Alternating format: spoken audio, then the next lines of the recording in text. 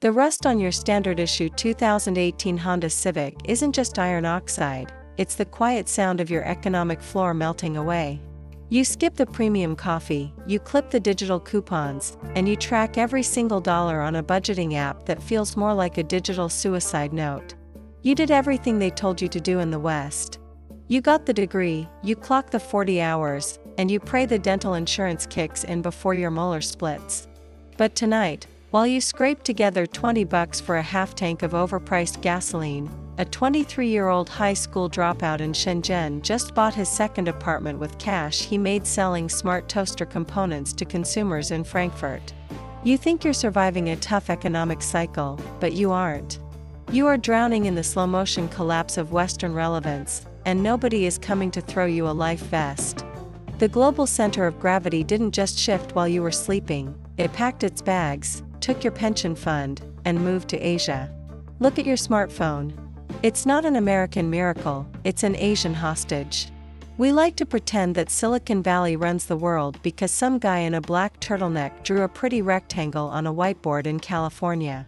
But if a single maritime shipping lane in the South China Sea gets blocked for 48 hours, your entire local economy stops breathing. The Western middle class has spent the last 30 years living a beautiful life funded by cheap credit and cheaper imports. We became a culture that doesn't actually build anything, we just manage the paperwork of things other people build. Meanwhile, beneath the neon-soaked streets of Seoul, Shanghai, and Ho Chi Minh City, a completely different reality has materialized. They aren't copying us anymore. They are outpacing, outbuilding, and outfunding every single institution we thought was permanent. You feel that phantom anxiety in your chest every time the rent increase notice hits your inbox? That's not bad luck. That's the physical sensation of the Western monopoly on comfort evaporating into thin air. The numbers don't lie, even if your local politician does. For every one engineer graduating from an American university this year, China is churning out 12. Let that sit in your stomach for a second. By the time you finish reading this sentence, the factory floors of Guangdong have produced enough high-end medical equipment, solar arrays, and automated machinery to power a small European nation for a month. We used to laugh at the phrase, "made in China," as a synonym for cheap plastic trinkets that break 3 days after Christmas. That joke is dead.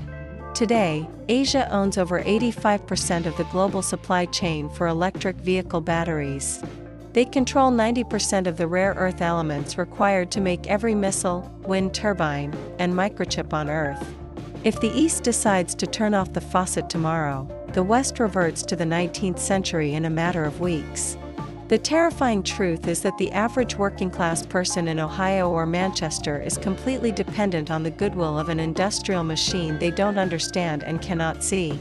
But it gets much weirder, and much more personal. Walk into any major Western supermarket and look at the prices of basic groceries. You're told it's just inflation, a temporary byproduct of bad policy or corporate greed. That's the comforting story. The shocking reality is that the purchasing power of your dollar is dying because the rest of the world is simply refusing to hold our debt anymore. For decades, the petrodollar allowed the Western working class to live way above their actual means. We printed paper, and the East gave us real, physical goods in exchange. That deal is officially off the table. A massive, quiet coalition of nations is currently building an alternative financial universe that doesn't use the dollar, doesn't care about Wall Street, and doesn't need Western permission to trade. When the global demand for those green pieces of paper in your wallet drops to zero, the price of your loaf of bread doesn't just go up 20%, it goes up 20-fold. You are playing a game of musical chairs with your savings, and the music is already fading out. Have you noticed how empty the malls are? Have you felt that strange, hollow vibe in your hometown high street where the family-owned businesses used to be? It's because the wealth didn't disappear, it just migrated. While the Western working class is locked in a vicious culture war over statues and pronouns, the East is physically rewriting the geography of the planet. They are building a web of hyperspeed railways, deep water ports, and fiber optic cables through the Eurasian continent that completely bypasses the Western Hemisphere. It's called the New Silk Road, and it represents the largest reallocation of capital in human history. We are talking about trillions of dollars spent to connect billions of people who have absolutely no interest in American pop culture or British banking traditions. They are creating a closed-loop economy where they trade with each other, consume each other's goods, and leave the West out in the cold like a forgotten ex-boyfriend. You can see the cracks in the system every time you try to book a doctor's appointment or look at your crumbling local infrastructure. The potholes on your street aren't getting fixed because the money isn't there anymore. It's being devoured by the massive interest payments on a national debt that can never, ever be repaid. We are living in a society that is effectively bankrupt, running on the fumes of past glory. The average middle-class family in the West is now just one major medical emergency or one sudden layoff away from absolute poverty.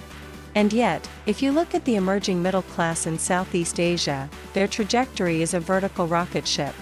Millions of people there are entering the middle class every single month, buying their first homes, starting businesses, and watching their quality of life double every decade. Their children are learning quantum computing while our children are struggling with basic literacy in underfunded public schools. This isn't a conspiracy theory, it's a terrifyingly simple math problem. The West represents less than 12% of the world's population. For 200 years, that 12% dictated the rules of the game to the other 88% because we had the guns, the factories, and the money. Now, the 88% have the factories, they have the money, and they are rapidly developing the guns. They don't need us anymore. The entire Western economic model was built on the assumption that we would always be the managers and they would always be the laborers. That assumption is gone. The line between the developed world and the developing world has been completely blurred, and in many cases, inverted. If you visit a Tier 2 city in Indonesia or Malaysia right now, the public transit makes London's underground look like a Victorian coal mine and the digital infrastructure makes New York's wireless networks look like dial-up internet. So where does that leave you, sitting in your rented apartment, looking at a bank account that seems to shrink even when you work overtime? It leaves you with a brutal, unapologetic choice. You can stay exactly where you are, clinging to the nostalgia of a Western dream that was buried 20 years ago, or you can open your eyes to the map. The future isn't coming to the West, it's being manufactured in the East. The systems that protected your parents from the harsh realities of the global market have been dismantled. The corporate safety nets are gone. The political promises are empty theater. If you want to survive the next decade, you have to stop thinking like a localized consumer and start thinking like a global survivor. Move your mind, move your assets, or physically move your life toward the sunrise.